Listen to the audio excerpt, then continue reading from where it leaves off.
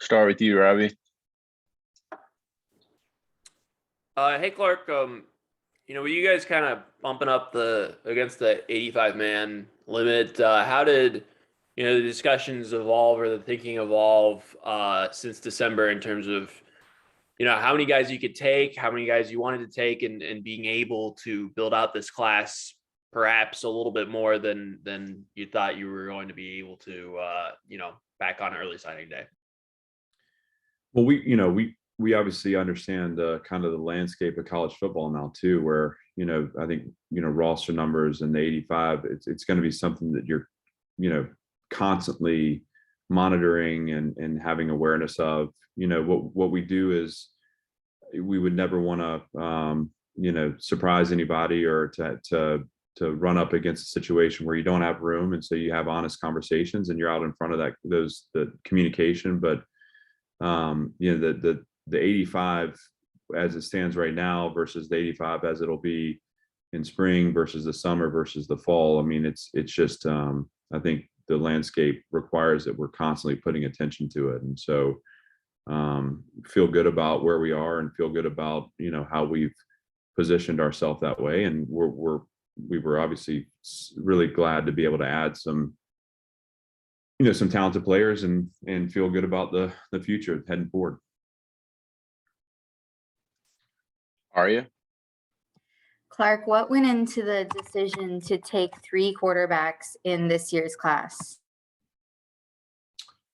Well, we wanted to have 5 on the roster. We feel like competition is important, and that position in and of itself is so important. So we wanted the opportunity for iron to sharpen iron, and for us to have guys battle it out. We feel like we got 3 really talented players in the class, 3 that have unique skill sets and really leadership in their DNA. And with Walter specifically, because he signed today, we felt like he was just too talented to pass up on him. He's got a lot of upside, and we feel like an undervalued guy that we're excited to have be a part of this. So competition's a great thing. That position's so important. We want for guys to be able to battle it out and to make each other better. And I think Ken and Mike have experienced that as well. Chris Lee. Yeah, can you give us the backstory on Walter, who found him, how you got involved, timelines, those sort of things, please? Well, we have obviously Barton's staff works hard to harvest a lot of players that maybe aren't on the radar nationally, and so B. Jones and Box and Smoke Dixon, those guys do a great job, making sure that we have eyes on everyone who's out there that fits our profile, right? That have we love the length, the athleticism, and the kind of the raw material we've talked about that we feel like is developable into SEC caliber and NFL caliber talent. With Walter in particular, that evaluation got to Joey, and Joey kind of just became transfixed on the skill set, just feeling like Walter's a unique talent that again has a lot of upside and a ton of athleticism. He's big, and when you watch him play, I mean, he's effortless. So Joey built that relationship, and we quickly identified that Walter was built for this program. He has all the character traits that we're looking for as a young man, and his family, and the support that he has back home, and that kind of took off from there. And so that the specifics of the I can't remember when we first started talking about, but I want to say it was in the fall, and that's where he kind of came into our radar. Robbie. Yeah. So you mentioned, you said that was in the fall. With obviously it feels like he can throw the ball like 70 yards down the field and just gun it down there. So talent aside, what was the conversation like with Drew Dickey and AJ Swan, who's probably originally signed up to be part of a 2 quarterback class, but did that happen before they signed? And I mean, there has been some criticism about that. So what's your response to that?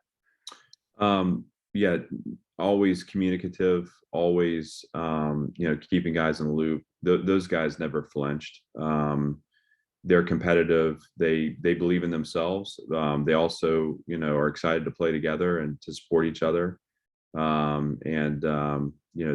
ultimately have the confidence to go after what they want. But I think Joey did a great job keeping everyone in the loop, and that's kind of a hallmark of the program. So those guys never flinch. They're great competitors. They believe in themselves, and they're excited to come in here and go to work. I wanted to ask about Jamison Wharton. It seems odd that he flew under the radar so much with his track times and everything like that. How did you guys find out about him? Was your cousin a part of that? And what do you think of him? Because that's an interesting story. Well, we're obviously, we love the speed, and it's a measurable trait. We know he can run. We think he has length, and you also see someone who's just got an underdeveloped frame that we want to go to work immediately and trying to build that out. James, being my cousin, helps. He kind of kept Jamison on my radar, and as we reached kind of the second portion of recruiting, we felt strongly that he has what it takes to be an SEC corner. And we know that and Jamison knows that he's got, again, some room to grow and some things that need to happen for him to position himself to be effective on Saturdays. But when you spend time with him and you're around him and his family, like, he's a go-getter. He's got bright eyes. He's got a sense of urgency about going after what he wants. And like I said, we want to fill the roster with guys that can run with length and range, and we know he can do that. And so we were excited to add him to the class here late. Chris Lee. Yeah, Leighton Nelson was a big get for you guys. Position in need. You beat, I guess, a lot of schools on that one. Just tell us the story of how you landed him. That was relationship. We were, again, late in on him. But Blas did a nice job of like fostering that relationship. Leighton and his mom took an unofficial visit here where we had a chance to spend some time with him. And then, we went to see him in Orlando. And I think obviously we're thrilled to have Leighton. We think he has, again, length and athleticism, and can be a great player for us on the edge. But this is one where he connected with the program at a level of, us focusing on the things that are most important: the relationships, the honesty, the just the connections that are built, that feel like that make Vanderbilt distinguished in terms of a focus on of the things of substance. And that spoke to he and his family, and it really made it a great fit, and one, again, that we were thrilled to kind of battle through and win at the end. We think he's going to be a great player, and he needs time to develop, like they all do. But I was pleased with that addition, and again, I think we got a great fit. Robbie.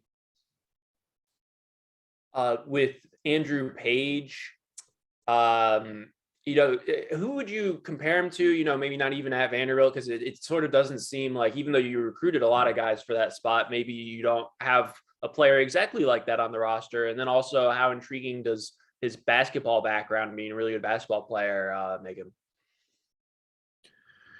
Yeah, I think, Robbie, it's in the same vein. Like, we see not just the talent that he is, but like we really project him to grow. He's a guy that's early in on his football career, so still learning the game, and you know, has the ability to be electric. You know, we got to build out his frame. We have to, you know, give him some time to really form the niche that he'll be on the team. But we think that we have a guy that's got skill to be a great receiver, that's got a frame that can be a blocker and can be disruptive on the edge that way. And certainly watching him play basketball and you know, the flashes of athleticism, you know, that's exciting to us too. And so with a local player that we feel like has a huge upside, that was looking for what Vanderbilt has to offer, and you know, it made a lot of sense for us. And I think what you're seeing now is, you know, kind of those hybrid body types and those hybrid positions that you know, it's a way to create matchups. It's a way to create you know, advantage for the offense, and we think Andrew will grow into that for us too, and he'll need some time to develop, but you know, we're excited about what the future holds for him. You know, it almost seems like Jeffrey Hugo is sort of the defensive version of that player, and that he could play a lot of spots. What do you envision for him positionally? Well, I think on defense, you're looking again that range and speed, right? And we recognize that as a deficiency, and we know we have to account for that, both in the way we focus on the development of our roster that is now, and also the way we recruit moving forward. To play defense anymore in the secondary is about having corner skill, like having coverage ability. And Jeffrey gives us that. He's also very physical, closes spaces rapidly and tackles well. And so, you know, I could see him doing a lot of things, Robbie, honestly. I mean, you know, you look at the corner position, and particularly the corner position as it plays in space. You look at nickel, you look at like field safety and all the space that's out there to fill up and to have to tackle in. You know, he's a guy that could he's kind of a plug and play. And you know, we're the more guys that we can add like that, the more we can be creative in designing personnel groupings and really getting the best 11 on the field. And that's the goal. And so, yeah, Jeffrey was a no-brainer for us. And we think he, again, brings an attitude and a personality to that defense too that we like. And so it's exciting to have him added here in the second signing. Any other questions for Coach? Thanks today, Coach, and thank you for joining everybody. Good to see you guys. It's been a long time. Thanks. Back at it. Y'all take care. Have to see you in the spring. Thank you. Have a great day.